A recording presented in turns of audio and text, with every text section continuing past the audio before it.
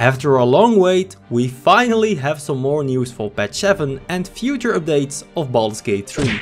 They again confirmed the patch is coming this September, including an option to play it sooner, but with even more new features. And sorry I'm a bit later with this news because I just came back from my holiday. Anyway, let's jump right in.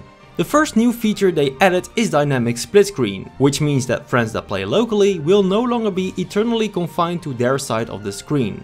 When playing in co-op, you will now have the option to have split screens merge into a single screen when you're near to one another. You can access this feature directly from the HUD and within the game settings, both in out of combat. And as you can see, the screen switches to one huge screen if you get close enough to each other. And yes, this is entirely optional. Next up is more information about the official mod support, because with their new toolkit you will be able to edit or create entire new content, including, and I quote, items, equipment like weapons and armors, consumables and miscellaneous items. Cosmetics, including different hair, beards and other textures. Classes and subclasses, creating new variants or modifying existing ones to edit abilities, powers and skills.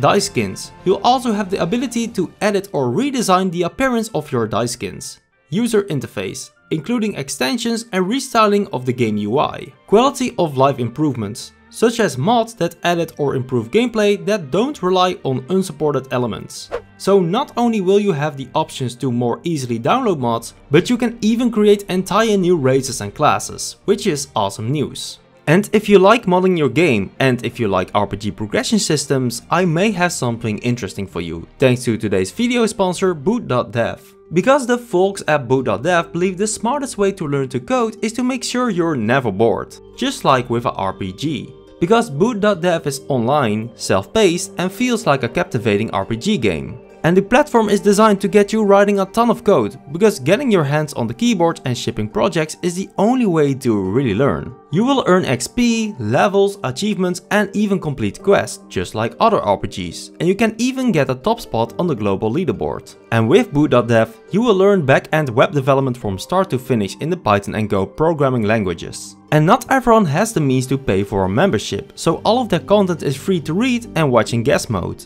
A paid membership unlocks interactivity and the game that goes with it. But they also don't want you to spend money on something that isn't helping you. So they offer a 30-day no questions asked refund policy and a free demo of every course and its interactive features. So if you want to learn back-end web development in a fun and engaging way, just like with an RPG, click the link in the description and use my code Enzevil to get 25% off of your first payment for Boot.dev. That's 25% off for your first month or your first year, depending on the subscription you choose. A huge thank you to the awesome folks over at Boot.dev, and now let's continue the video. Next up are a couple more honor mode improvements, because with patch 7 even more creatures have been bestowed additional legendary actions, including the Belette, everyone's favorite neighborhood surgeon Mala Storm, and 3 Githyanki bosses from which the names I can't pronounce, so you can read them yourself from the screen. Also, the Hobgoblin Dror Raxlin will now be able to use a new spell called Arcanid Compulsion to rally the spiders that reside in the nearby pit to fight the real enemy, you.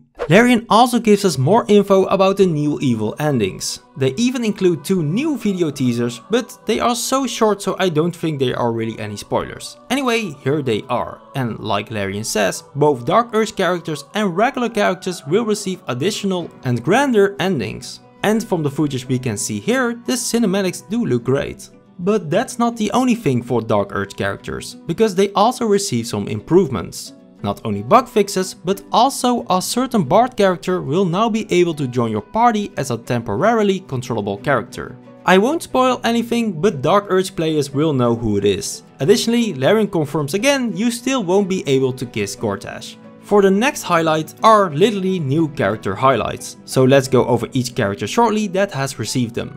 Will has improvements to his dialogue reactivity to romance scenes, and for the epilogue, which I won't spoil, but you can kiss him there if you want to. Astarion doesn't want to feel left out with the kisses, and receives some new kissing animations as well. Also, other campaigns will now show more empathy in the ending when something happens to Astarion, which I also won't spoil.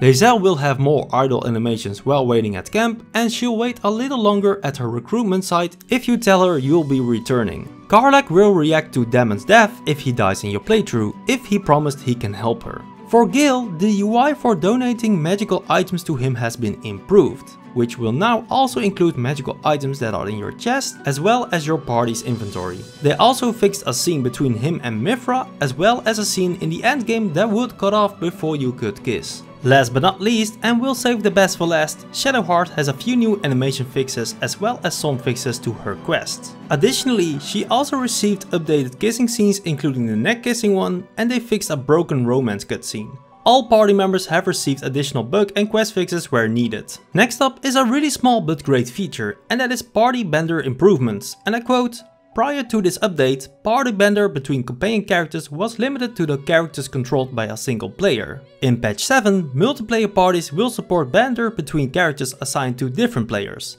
Now, if you want to play and test patch 7 even sooner, there is a closed beta on July 22nd. You can register now on the Baldur's Gate Steam store page. Entry to the playtest is random, and if you're selected, they'll give you more info what to look out for, including partial patch notes and any issues you might come across. Larian also confirms they have more merch on their website, with new t-shirts, the OST on cassette, and a Mindflay poster and even more. And they close the update with some big words, and I'll read what they say. "It ain't goodbye just yet. It's hard to believe it's almost been an entire year since we launched Baldur's Gate 3, but the journey isn't over yet. Patch 7 won't be the final update for Baldur's Gate 3, we still have a few things up our sleeve, including many community requested features like crossplay and a photo mode to capture and share your unforgettable moments. And we're working on a host of other enhancements, from gameplay tweaks and quality of life improvements to bug fixes and performance optimizations. We'll keep you looped in on when those are likely to hit a little further down the line. In the meantime, stay in touch with our socials, stay tuned, and don't forget to wear sunscreen." So yeah, this patch will be a huge update for official mod support, the toolkit for modding, new fixes and animation for the characters, dynamic split screen, and new evil ending including new cinematics. I am really looking forward to this patch, and we'll have to wait until September until it comes out. But again, if you want to try it sooner, you can register for the closed beta next week with a chance to be included for the playtest. So to remind you, you can register July 22nd on the Baldur's Gate 3 Steam store page. So which feature are you most looking forward to from this patch? Do share it in the comments down below, because I'm curious what you guys think. Anyway, thank you all for watching, and a huge thank you to Boo.dev for sponsoring this video. Again, the link and my promo code are in the description down below. Thanks again for watching, and I will see you next time. And if it escapes, how will you... Oh, a guest.